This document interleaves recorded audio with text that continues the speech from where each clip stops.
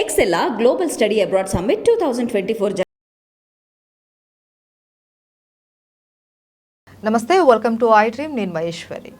పూర్వకాలంలో అందరూ కింద కూర్చొని సహపంక్తి భోజనం అలా చేస్తూ ఉండేవాళ్ళు. ఇప్పుడు చూసుకున్నట్లయితే చిన్నవాళ్ళు పెద్దవాళ్ళు ప్రతి ఒక్కళ్ళు కూడా డైనింగ్ టేబుల్ అనేసి లేకపోతే చైర్ మీద కూర్చోవడం అలవాటైపోయింది. కింద కూర్చోవడమే మానేస్తారు. అయితే ఇది ఎంతవరకు కరెక్ట్? దీనివల్ల లాభమా నష్టమా?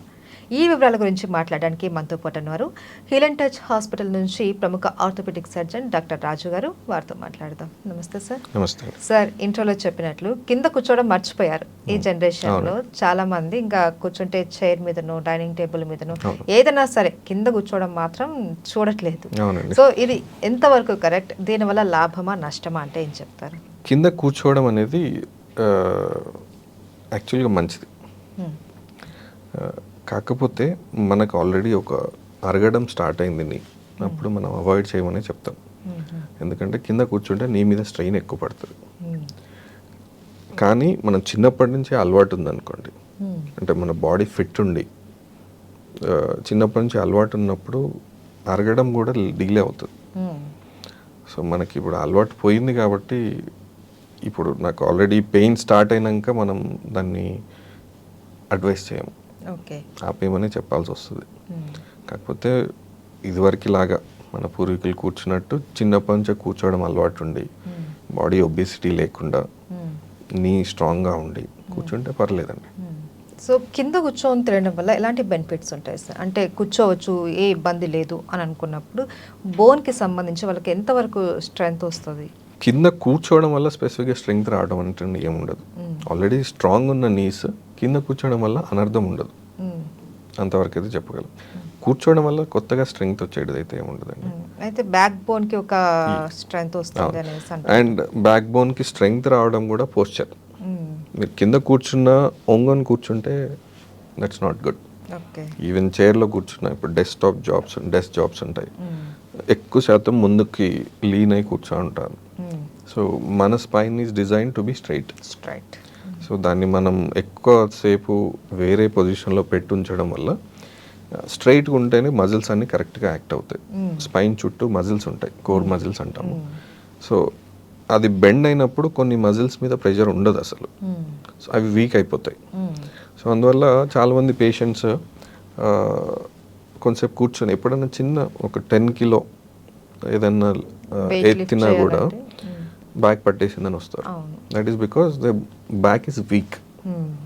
ఎందుకంటే 10 కిలోస్ అనేది నార్మల్గా ఎవరైనా లేపాలి, అది కూడా లేపలేకపోతున్నారంటే మన మజిల్ దానికి ట్రైన్ అయ్యి లేదు, ఎందుకంటే మజిల్ వీక్ ఉంది.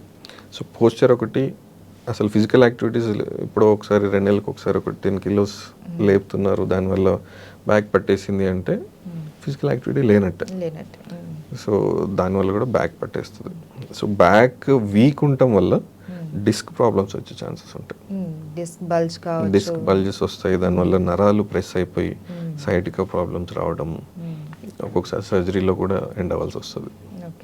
అండ్ కొంతమంది ఓవర్ ఎక్సర్సైజెస్ చేస్తూ ఉంటారు. నేను చాలా త్వరగా ఫిట్ అయిపోవాలి, నేను చాలా త్వరగా 6 ప్యాక్ తెచ్చుకోవాలి అన్నట్టు ఓవర్గా జిమ్లో వర్కౌట్ చేయడం కానీ లేకపోతే ఓవర్గా రన్నింగ్ చేయడం కానీ ఇలా చూస్తూ ఉంటాము. దానివల్ల ఏమైనా ఎఫెక్ట్ అవుతుందా సార్? అవునండి. ఇప్పుడు ఏదైనా మనకి అలవాటు లేనిది ఎక్కువ ఒకటేసారి చేసేస్తే ప్రాబ్లం. సో బాడీని గ్రాడ్యువల్గా ట్రైన్ చేయాలి. ఎక్సర్సైజ్ అయినా సరే, రన్నింగ్ అయినా సరే. ఒకటేసారి ఇప్పుడు జిమ్కి వెళ్ళి హెవీ వెయిట్స్ లిఫ్ట్ చేశారనుకోండి, బాడీ ట్రైన్ లేదు కాబట్టి they will definitely have effects. Muscles పట్టేయడము, సమ్టైమ్స్ ఫ్రాక్చర్స్ కూడా అవుతాయి. సో అదేంటంటే గ్రాడ్యువల్ ట్రైనింగ్ ఉంటుంది. సో గ్రాడ్యువల్గా చేసుకొని మీ body is able to cope up అంటే చేసుకోండి. షార్ట్ టర్మ్ లేదంటే షార్ట్ రూట్స్ అనేవి వద్దండి. అయితే రన్నింగ్ సార్, కొంతమంది స్టార్టింగ్ నుంచి కూడా ఒక ½ అన్ అవర్ ఇలా పెంచుకుంటూ పోవాలి అనేసి అంటూ ఉంటారు. బట్ ఇప్పుడు మనం చూసుకోవచ్చు కాంపిటీషన్స్లో వెళ్ళే వాళ్ళు ఓవర్ రన్నింగ్ వాళ్ళకి అవసరం చేస్తూ ఉంటారు. సో అలాంటి టైంలో ఏమైనా బోన్కి ఏదైనా ఎఫెక్ట్ అవుతుందా? లేదు, కాంపిటీషన్స్కి వెళ్ళే వాళ్ళు they will be train for years అండి. అంటే కొత్తగా స్టార్ట్ చేసే వాళ్ళకు కూడా ఒకవేళ దే ఆర్ అండర్ ట్రైనింగ్ అంటే గ్రాడ్యువల్గానే ఇస్తారు. సడన్గా చేస్తే దే విల్ హ్యావ్ ఎఫెక్ట్స్. ఎందుకంటే బాడీ స్ట్రెచబిలిటీ ఉండదు. సడన్గా స్ట్రెచ్ చేస్తే లిగమెంట్ ఏది అవ్వడము, బోన్ పెయిన్స్ రావడము, స్ట్రెస్ ఫ్రాక్చర్స్ అని ఉంటాయి.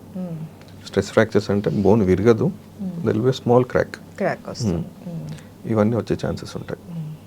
అండ్ సార్ కొంతమందికి యాక్సిడెంట్స్ అవ్వడము లేకపోతే ఏదైనా ప్రమాదం వల్ల బోన్ అన్నది బ్రేక్ అవ్వడం లేకుంటే మీరు చెప్పినట్లు క్రాక్ రావడం అలా జరిగినప్పుడు మెటల్ తోటి ఒక సర్జరీ లాంటిది జరిగినప్పుడు వాళ్ళకి మళ్ళీ తరచూ స్వెల్లింగ్ అనేది వస్తూ ఉంటుంది, విపరీతమైన పెయిన్ వస్తూ ఉంటుంది. అలా ఎందుకు జరుగుతుంది? స్వెల్లింగ్ రావడం అనేది it's natural phenomena. Okay okay, ఒక బోన్ని మెటల్తో ఫిక్స్ చేసిన తర్వాత that's a foreign material. So ఆ ఏరియాలో కొంచెం స్వెల్లింగ్ అనేది న్యాచురల్. కాకపోతే పెయిన్ రాకూడదండి. ఓకే, పెయిన్ వచ్చిందంటే అయితే బోన్ అతుక్కోలేదు, లేదంటే ఇన్ఫెక్ట్ అన్న అయి ఉండాలి, లేదంటే అక్కడ వేసిన స్క్రూస్ పక్కన ఏ స్ట్రక్చర్స్ అన్నా ప్రెస్ అయినా అవుతూ ఉండాలి. పెయిన్ వచ్చిందంటే దట్స్ అ కన్సర్న్. స్వెల్లింగ్ అనేది న్యాచురల్ ఫినామినన్. అది కొన్ని రోజుల తర్వాత ఓవర్ ఇయర్స్ తగ్గిపోతుంది అది కూడా. అయితే స్వెల్లింగ్కి టెన్షన్ పడాల్సింది లేదు. దాంతో పెయిన్ వస్తే మాత్రం అడ్రస్ చేయాలి. సో ఈ ప్లేట్ ఆర్ వాట్ ఎవర్ బయట నుంచి మనం వేస్తామో బోన్ అతుక్కునేంత వరకే దాని సపోర్ట్. ఆ ప్లేట్ అనేది వెయిట్ తీసుకోదు. సో అది ఎంత హార్డ్ మెటీరియల్ అయినా బోన్ అతుక్కోకుండా దాని మీద వెయిట్ పడింది అనుకోండి, అది కూడా బ్రేక్ అవుతుంది. సో ఇవి ఏంటంటే బోన్ని దగ్గర ఉంచడానికి మాత్రమే వేసేది. అండ్ అవేమి హీల్ చేయవు బోన్ని. మనం body natural ability to heal బోనే దాని దగ్గర ఉంది కాబట్టి బోన్ ఎప్పుడైనా ఫ్రాక్చర్ అయినప్పుడు దూరం ఉంటే హీల్ కావు, దగ్గరకు పెట్టడం మన జాబ్. అయితే ఎటువంటి సర్జరీస్ లేని వాళ్ళు ఎక్సర్సైజెస్ చేయడం అన్నది ఓకే కామన్, మీరే సజెస్ట్ చేస్తూ ఉంటారు. ఇలా సర్జరీస్ అయిన వాళ్ళు కూడా ఎక్సర్సైజెస్ కావచ్చు, వాకింగ్, రన్నింగ్ ఇలాంటివి చేయొచ్చా? చేసుకోవచ్చు. So Hmm. బోన్ హీల్ అయిందంటే ఇంకా మనం వేసిన మెటల్ హ్యాస్ నో ఇంపార్టెన్స్. ఇంకా అది ఏదో సైడ్కి అట్లా ఉండిపోతాయి అంతే. మెయిన్ ప్రెషర్ అంతా బోనే తీసుకుంటుంది. ఒకసారి హీల్ అయినాక it will be as normal as before. కాకపోతే ఒక్కొక్కసారి కొంచెం తేడాగా అతుక్కోవడము, అలైన్మెంట్ మారడము, మాల్ యూనియన్స్ అంటాము. అట్లాంటి టైంలో మన బాడీ ఒక లైన్లో వెయిట్ వెళ్తుంది. యాక్సిస్ ఉంటాయి, ప్రతి బోన్కి ఒక యాక్సిస్ ఉంటుంది. ఆ యాక్సిస్లో వెయిట్ వెళ్ళాలి. కొంచెం యాంగిల్ మారిన సో ఆ బోన్ మీద ప్రెషర్స్ ఎక్కువ పడతాయి, అప్పుడు పెయిన్స్ ఉండే ఛాన్సెస్ ఉంటుంది. కాకపోతే నార్మల్గా అతుక్కుంటే దెల్ బి ముందున్నలాగే అన్నీ చేసుకోవచ్చండి. Right, thank you so much sir. Thank you.